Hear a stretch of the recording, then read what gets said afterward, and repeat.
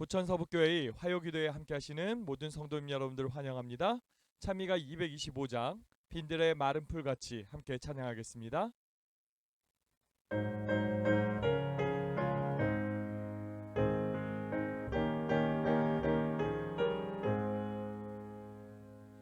빈들의 마른 풀같이 시들은 나의 심령,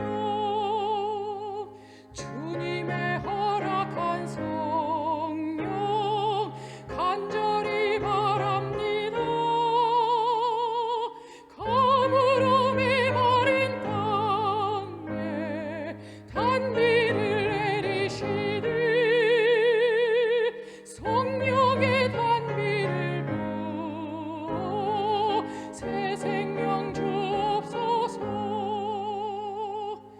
반가운 빗소리 듣고 산천이 춤을 추네. 봄비로 내리는 성령 내게도 주옵소서. 가물음이 마른 땅에 단비를 내리시되 성령의 단비를 부어 새 생명 주옵소서. 절 따라 우러를 내려 조목이 무성하듯 갈급한 내 심령 위에 성령을 부으소서. 가물음이 마른 땅에 단비를 내리시되 성령의 단비를 부어 새 생명 주옵소서. 참되신 사랑의 언약 어길 수 있으리요. 주께서 흡족한 은혜 주실 줄 믿습니다. 가물음이 마른 땅에 단비를 내리시되 성령의 단비를 부어 새 생명 주옵소서.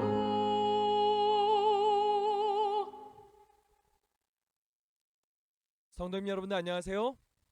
남은 자손과 선악의 대쟁투 세 번째 시간인데요. 오늘은 제3장 남은 자손의 특성에 대해서 함께 이야기를 나누려고 합니다. 이 말씀을 통해서요, 우리 성도님들이 재림교인으로서의 자부심을 가질 수 있기를 바랍니다. 그리고 또한 우리의 사명이 무엇인지 정확하게 인지하는 시간 되기를 바랍니다. 요한계시록 12장 17절 말씀을 함께 보겠습니다. 용이 여자에게 분노하여 돌아가서 그 여자의 남은 자손 곧 하나님의 계명을 지키며 예수의 증거를 가진 자들로 더불어 싸우려고 바다 모래 위에 섰더라. 용과 여자의 남은 자손의 싸움이 있습니다. 선악의 대쟁투에서는 마지막 싸움입니다. 재림교회는 이 싸움에서 하나님의 편인 남은 자손이지요. 우리가 이 남은 자손이 어떠한 존재이고 또 어떤 일을 하게 될지 오늘 함께 살피면서 우리의 정체성에 대해서 생각해 보도록 하겠습니다. 자, 남은 자손. 이 남은 자손이란 무엇인가? 하나님은 영적 위기 때마다 남은 자손에게 특별한 사명을 위탁하셨다. 역사가 흘러오면서요, 영적인 위기가 있었던 시기가 있습니다. 하나님은 이때마다 남은 자손을 구분하시고 그들을 보존하십니다. 그들을 통해서 진리를 지키시는 것이죠. 이 남은 자손은 아주 특별한 사명이 주어져 있는, 위탁된 그런 존재라는 것입니다. 이 마지막 때에도요, 엄청난 영적 위기가 있지요. 요한계시록 12장 17절에서요, 지상 역사의 마지막 때에 바로 이때에도 하나님께서는 남은 자손을 구분하여 세우셨다라는 것입니다. 바로 우리를요 하나님께서 부르셔서 세우신 것입니다. 우리가 남은 자손으로서 정말 자부심을 가지고 살아갈 수 있기를 바랍니다. 자, 이제 남은 자손이 어떠한 사람들인가 구체적으로 이야기하도록 하겠습니다. 첫 번째는 인류 역사 속의 남은 자손입니다. 하나님께서는 영적 위기 때에 특별한 사명을 가진 사람들에게 특별한 사명을 위탁하셨다. 이 부르심은 개인에게 주어지기도 하지만 대부분은 신앙 공동체가 그 부르심의 대상이 된다. 신앙 공동체를 부르셨다고 하지요. 예, 하나님께서는요 개인보다 공동체로서의 부름이 있었다. 자, 성경의 역사로 한번 살펴보도록 하겠습니다. 구약 시대입니다. 구약 시대의 남은 자손은 이스라엘 자손이 이어지는 세대, 즉 하나님의 선택된 백성으로 이루어졌다. 남은 자손은 노아와 그의 가족처럼 아브라함 이전에도 있었습니다. 하지만 일반적으로 아브라함과 그의 자손에 대한 부르심으로 남은 자손인 이스라엘이 세워진 것으로 이야기를 하지요. 이유는 남은 자손을 소수가 아닌 다수의 사람들로 구성된 신앙 공동체로 보고 있기 때문입니다.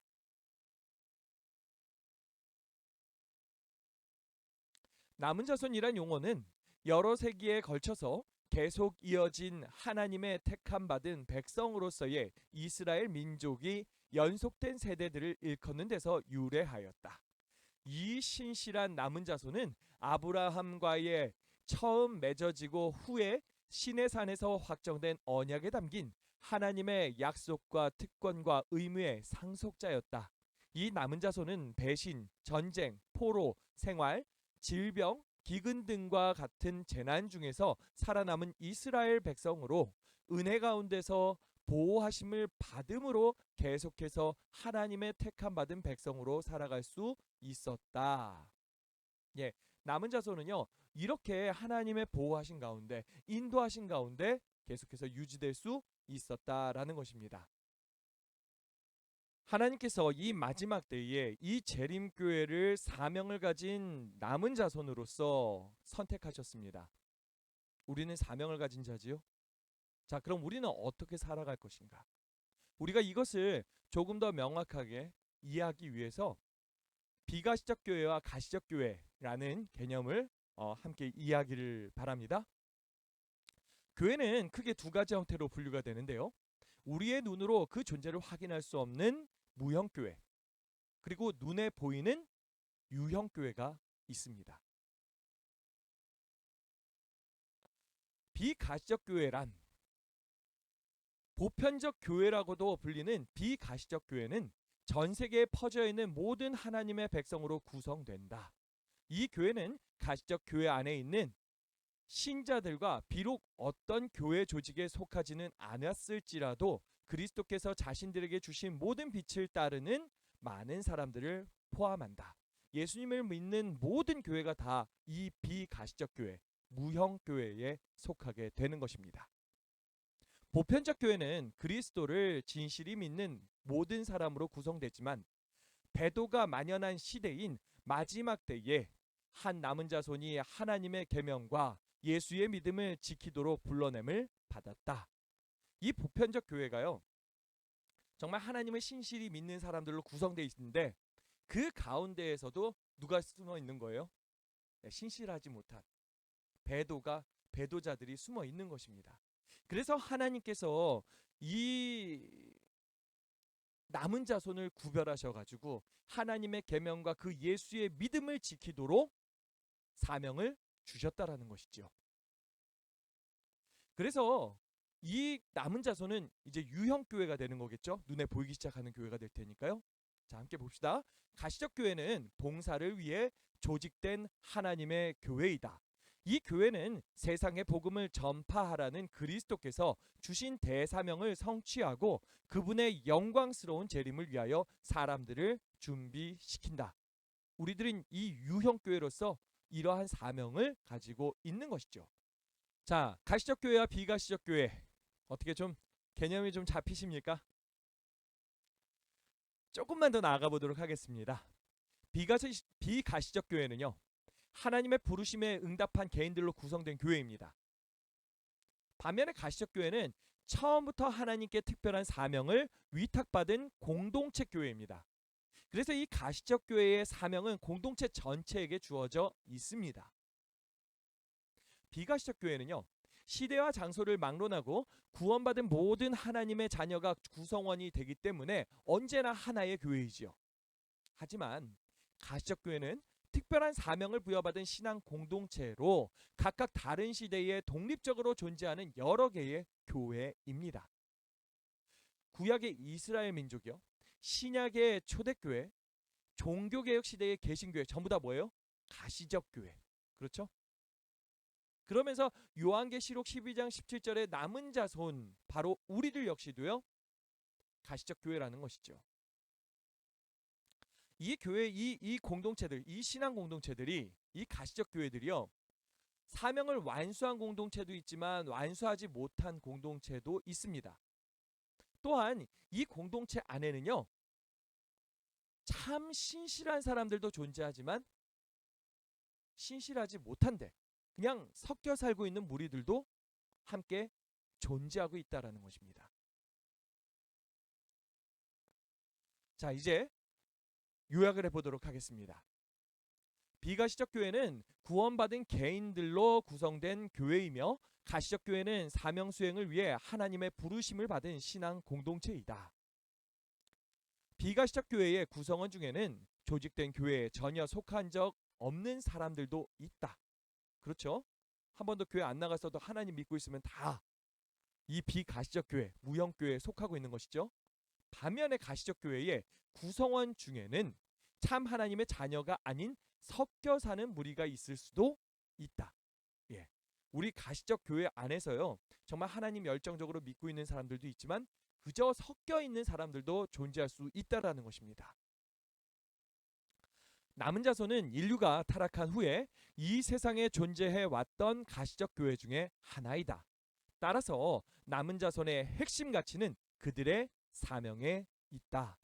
우리가 남은 무리인 게 왜 좋은 것이냐? 남은 무리니까 구원받았어, 이런 게 아니에요. 이 남은 무리이기 때문에 하나님께서 맡겨주신 뭐가 있는 거예요? 사명이 있다라는 것이죠. 여러분들, 우리가 사명을 가진 백성 되기를 바랍니다. 이 사명이 없으면요, 어떤 무리가 될 수도 있는 거예요? 예, 섞여 사는 무리가 될 수도 있다라는 것입니다. 여러분들, 사명으로 무장합시다. 이제 마지막 남은 자손의 특징에 대해서도 살펴보도록 하겠습니다. 요한계시록 12장 17절에는요, 남은 자손의 특징은 하나님의 계명을 지키며 예수의 증거를 가진 자들이라고 나옵니다. 14장 12절에서는요, 남은 자손들은 하나님의 계명을 지키며 예수 믿음을 지키는 자들이라고 소개하고 있죠.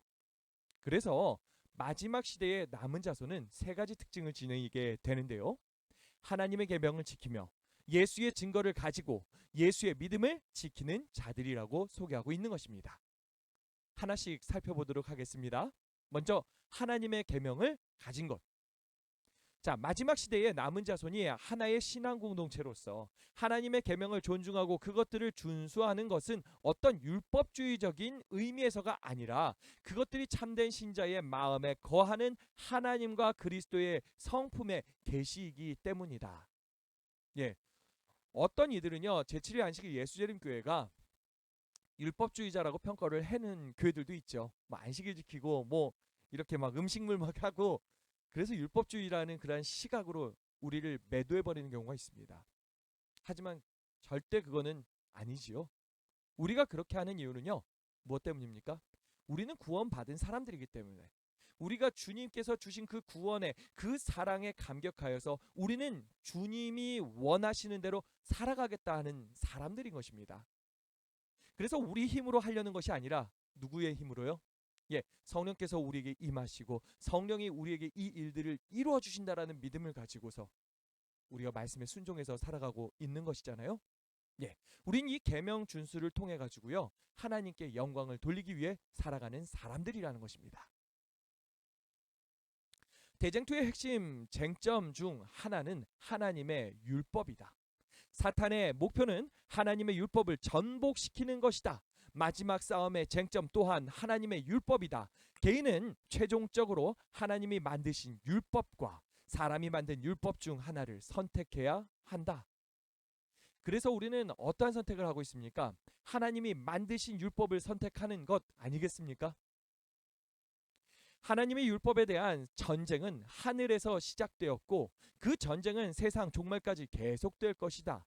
모든 사람은 시험을 받게 될 것이다. 순종이냐 불순종이냐는 온 세계가 결정해야 할 문제이다.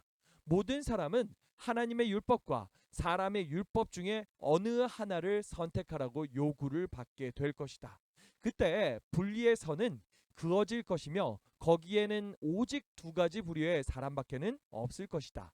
모든 품성은 적나라하게 드러날 것이며 모든 사람은 저희가 충성의 편을 택했는지 아니면 반역의 편을 택했는지를 보여줄 것이다.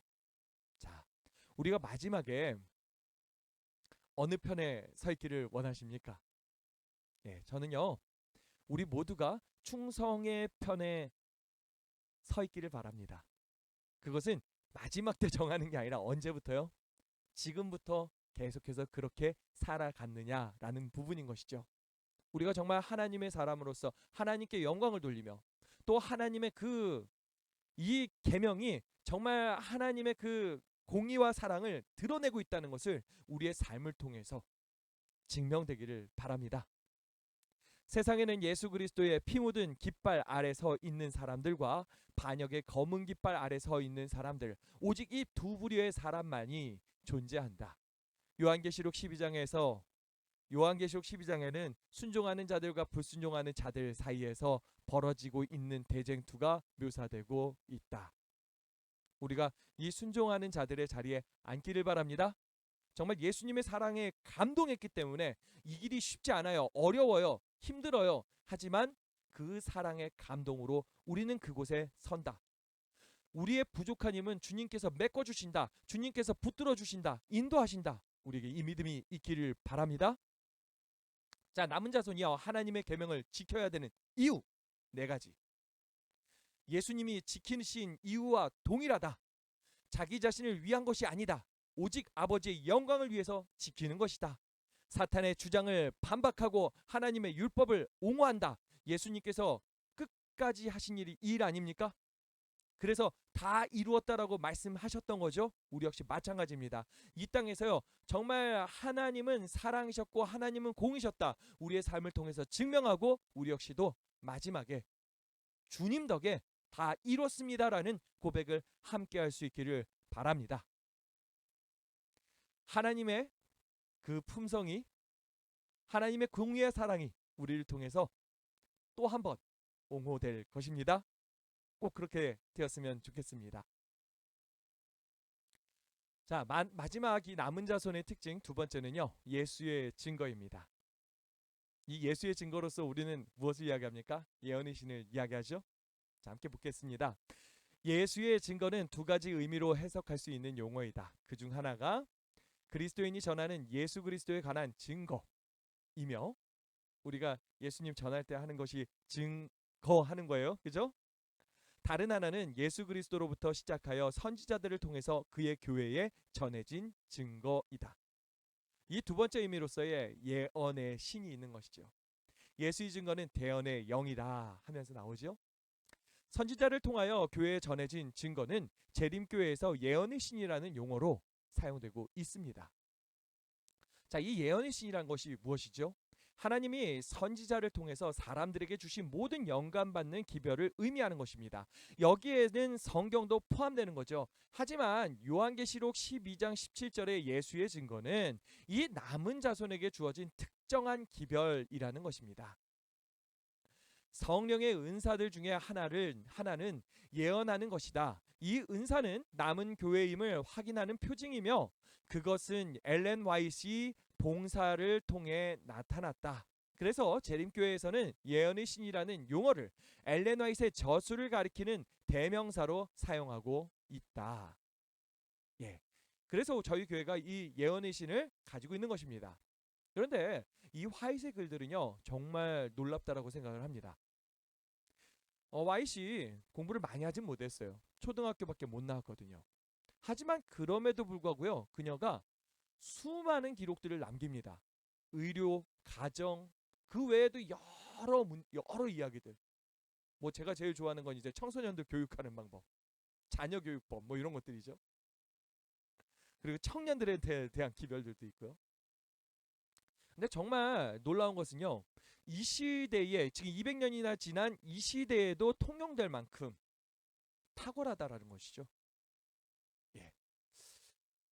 아무튼간에 우리가 가진 이 예언의 신이 정말 좋은 글이라는 거 우리가 알고서 다시 한번 확인하고서 우리가 많이 읽으실 수 있길 바랍니다. 이 예수의 증거와 남은 자손의 사명을 갖다가 이제 또 매칭시켜서 한번 생각해 보도록 하겠습니다. 엘렌 화이트를 통해서 주신 이 예언의 신은 성경과 같이 영감에 의해 주어진다. 하지만 예언의 신의 기능과 역할은 성경과 구별된다. 성경과 구별돼 있어요. 이거 오해하시면 안 됩니다. 엘렌 화이트는 하나님께서 남은 자손에게 보내신 선지자다. 구약 시대에 많은 선지자가 이스라엘 민족에게 보내심을 받았듯이 이 마지막 시대의 엘렌 화이트이 하나님의 선지자로 남은 자손인 재림교회에 보내심을 받았다. 이는 하나님께서 이 교회에 주실 특별한 기별을 갖고 계심을 의미한다. 남은 자손은 사명을 위해 부르심을 받은 무리이기에 그들에게 주신 기별 또한 그들의 사명과 연관되어 있음이 분명하다. 이 예언의 신이 우리의 사명과 연관된 책이라는 것입니다. 성경의 초점은 인류를 위한 하나님의 구속 사역이다. 성경은 구속 사역을 위한 책. 엘렌 화이트의 저술의 초점은 우주적 대쟁투이다. 성경은 지구 창조와 인류 타락으로 시작하여 악인들의 멸망으로 끝난다. 엘렌 화이트의 저술은 하나님께 대한 사탄의 반역, 곧 우주의 죄가 처음으로 들어온 때부터 시작해서 우주에서 죄가 어떻게 근절되는 것까지의 역사이다. 그래서 이 화이트의 글들은요, 전 우주적으로 어떤 일들이 벌어졌는지를 갖다가, 그러니까 이 성경의 배경적인 거죠. 그 배경을 갖다가 우리에게 이해를 시켜주는 거예요. 그래서 우리가 좀 더 폭넓은 시각을 가지고서 성경을 바라볼 수 있게 해준다라는 것입니다. 남은 자손에게 주신 예언의 신은 사명 완수를 위한 선물이다. 성경은 구원에 필요한 모든 지식을 제공한다. 하나님께서는 당신의 말씀을 통하여 구원에 필요한 지식을 인간에게 위탁하셨다. 우리는 성경을 하나님의 뜻에 대한 권위 있고 확실한 계시로 받아들여야 된다. 성경은 품성의 표준이요, 교리의 계시자요, 체험의 시금석이다. 자, 이게 대쟁투의 서문 속에 등장하고 있습니다. 왜 이렇게 적혀 있을까요? 아마 미리 예측한 것은 아닐까요? 간혹 예언의 신을 갖다가 성경보다 위에 두는 것처럼 보이는 사람들이 있다라는 것이죠. 실제로 개신교회에서요, 재림교회를 비판할 때 이 예언의 신을 갖다가 성경보다 위에 둔다라고 생각을 합니다. 우리는 결코 그렇지 않지요. 성경이 바로 구속을 위한 책이라는 거 명확하게 인지하고 계시기 바랍니다. 이 예언의 신은요, 이 성경의 확장입니다. 도와주는 거예요. 참고서 같은 역할입니다. 그래서 성경을 갖다가 우리가 어떻게 하면 더 정확하게 볼 수 있을지 도와주는 책.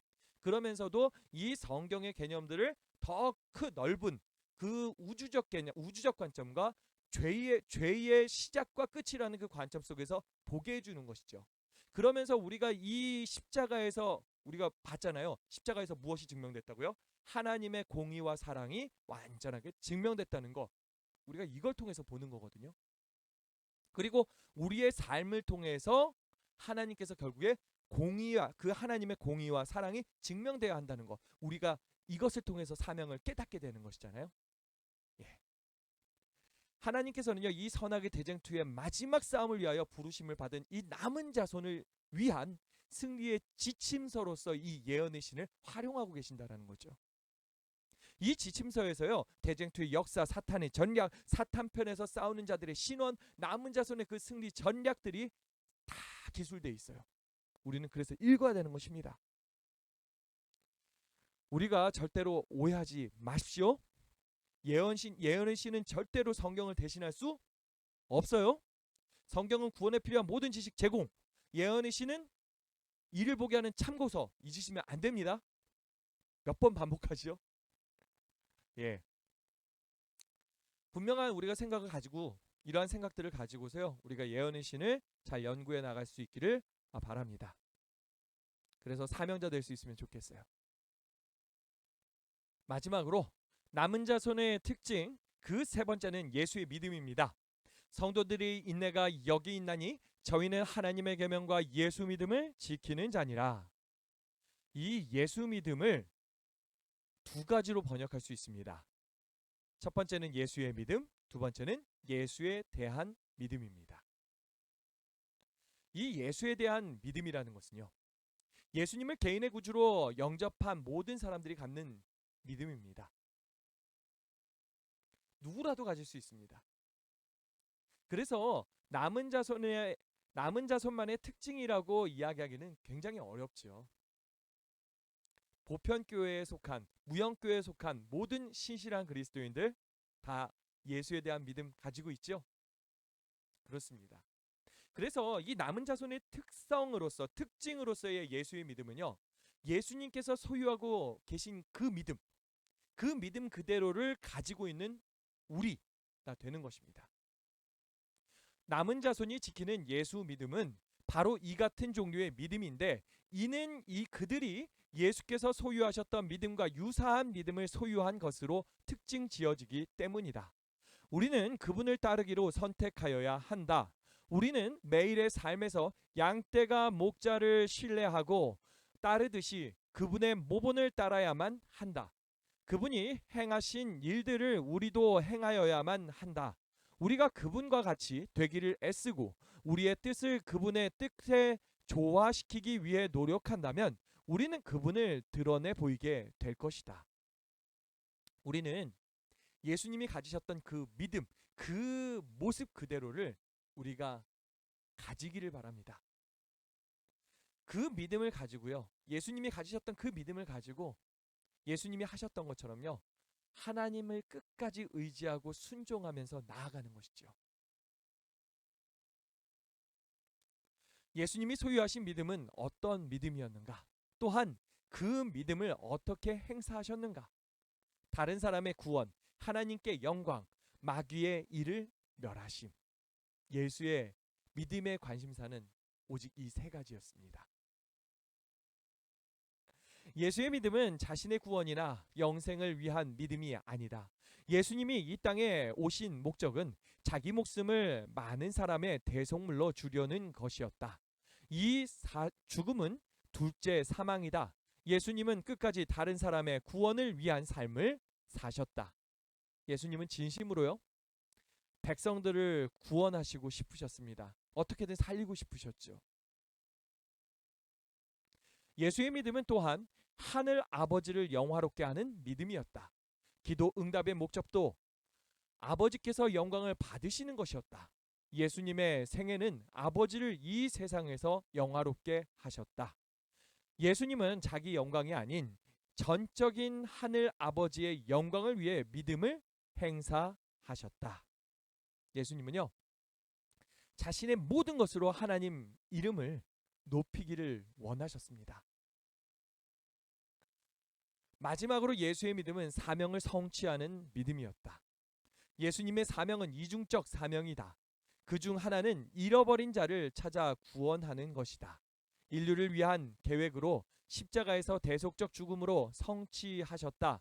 다른 하나는 마귀의 일을 멸하는 것이다. 예수님은 다 이루었다 말씀하심으로 완수하셨음을 선언하셨다.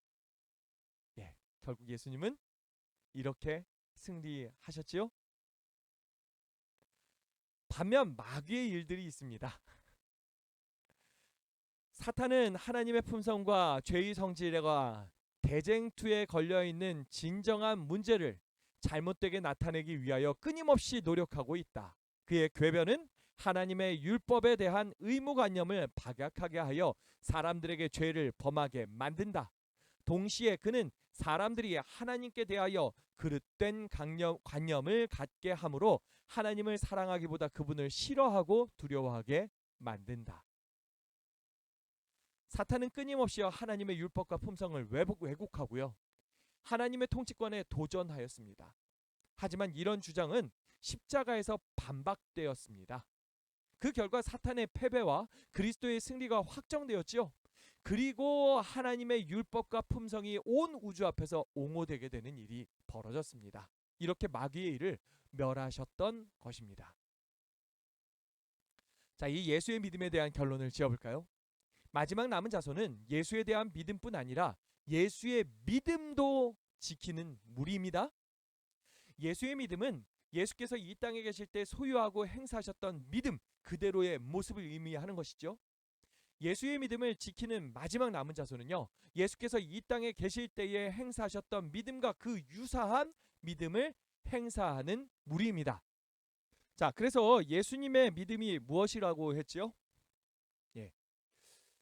모든 사람들이 구원을 얻게 하고 싶은 믿음. 그게 첫 번째였죠. 두 번째는요, 나의 삶의 모든 것을 가지고서 하나님께 영광 돌리고 싶은, 하나님의 이름이 높여지는 것. 그리고 세 번째가 이 선악의 대쟁투 속에서 마귀의 일을 멸하는 것이죠. 사실 우리가 능력이 안 되잖아요. 그래서 우리가 할 수 있는 건 오직 한 가지입니다. 기도. 성령을 구하는 것입니다. 성령께서 오셔서 우리를 통해서 하나님의 놀라운 일들을 이룩하실 것입니다. 우리의 믿음이 정말 예수님의 믿음과 같게 만들어 주실 것입니다. 우리가 이것을 믿고 전진할 수 있기를 바랍니다. 자, 이제 오늘 함께 했던 이 남은 자손의 특성 정리를 하도록 하겠습니다. 남은 자손은 시대마다 하나님의 특별한 목적을 위해 선택되었다. 마지막 남은 자손은 교회로서 하나님이 맡겨주신 특별한 마지막 사명을 이루어야 한다. 마지막 남은 자손은 하나님의 계명을 지키고 예수의 증거를 가졌으며 예수의 믿음을 지키는 사람들이다. 바로 우리들입니다. 우리가 남은 자손으로서 자부심을 가지고 더 사명감을 불태우면서 함께 나아갈 수 있기를 바랍니다. 말씀을 마치겠습니다. 감사합니다.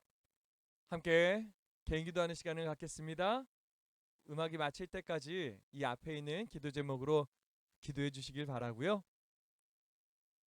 특별히 오늘 환우를 위해서 우리 김정옥 성도님과 우리 송진우 청년을 위해서 기도해 주시기 바랍니다. 그 외에도 여러분들이 있죠? 여러분들 이 중보기도에 관한 자세한 내용은요, 우리 순서지에 있으니 참조하여 주시길 바랍니다. 기도하겠습니다.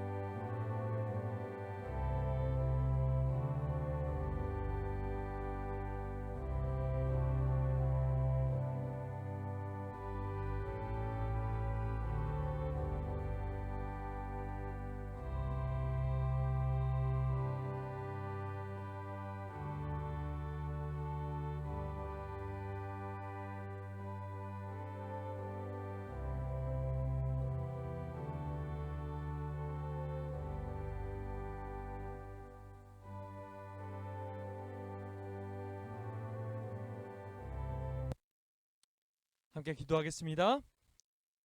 사랑의 아버지 하나님, 우리를 이 시대의 마지막 하나님의 사명을 가진 남은 무리로 세워주셨음을 감사드립니다.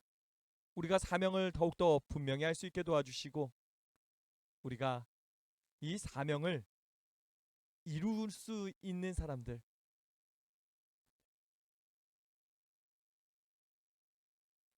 사랑의 아버지 하나님, 이 마지막 시대에 사명을 가진 남은 자손으로 세워졌음을 감사드립니다. 우리가 이 사명 이뤄가면서 살 수 있게 도와주시옵소서. 우리가 더 하나님의 계명을 잘 지켜나갈 수 있게 도와주시옵소서. 우리의 삶을 통해서 하나님이 공의였고 사랑이었음이 증명될 수 있게 도와주시고 성령께서 이 일을 이룩하여 주시옵소서. 또한 우리에게 예수의 증거를 주셨음을 감사드립니다. 이 예언이신 말씀 더 열심히 읽게 하여 주시고 이에 못지않게 성경 더 열심히 읽게 하여 주시고 우리가 구원으로 그 구원에 감격 가진 사람 되게 하여 주시고 또한 이 사명이 투철하게 우리의 가슴에서 불타오르게 하여 주시옵소서. 또한 주님,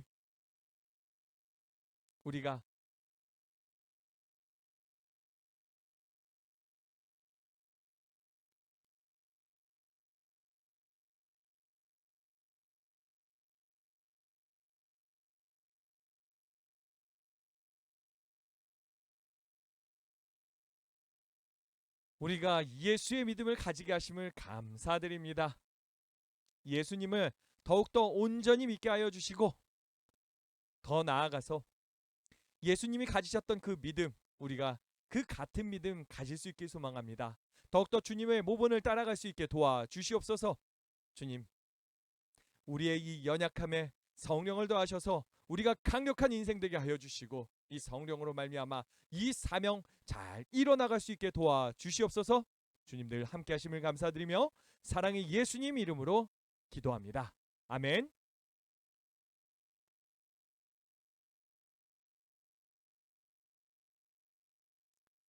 예배가 마쳤습니다. 우리 성도님 여러분들 남은 한 주간도 승리하시고요. 우리 안식일 날 다시 만나도록 하겠습니다. 행복하세요.